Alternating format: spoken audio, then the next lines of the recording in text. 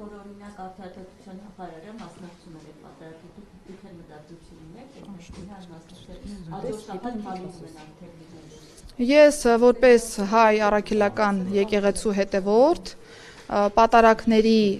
ցավոք սրտի շատ հաճախակի չեմ մասնակցում հաշվի առնելով աշխատանքային ծանրաբեռնվածությունը եւ հաջորդ շաբաթ եթե ծանրաբեռնվածությունս թույլ տա միգուցե մասնակցեմ։ Նախարար Տեր Արամը Մայրաթուրի կողմից կարգալույց հրճակված այդ քանային անվտանգությունը դրամադրվել դուք կարող եք ասել ինչ հիմքով է տրվել որովհետեւ եւ նրան ուղեկցում են եւ նրա տան մոտ հսկողություն են անում, եթե իհարկե դա ոստիկանության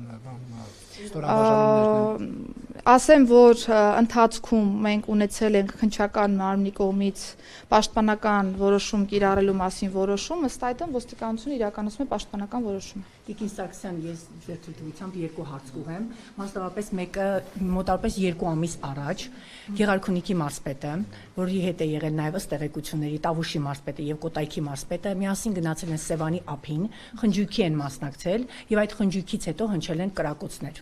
Ասում են իրավապահ մարմիններին այդ միջադեպի մասին զեկուցել են։ Ինչ հետաքրքիր է, ձեզ անձամբ զեկուցել են։ Ինձ նման բան չի զեկուցվել եւ նմանատիպ տեղեկատվություն այս պայմանությամբ ոստիկանությունում եւս չկա։ Եթե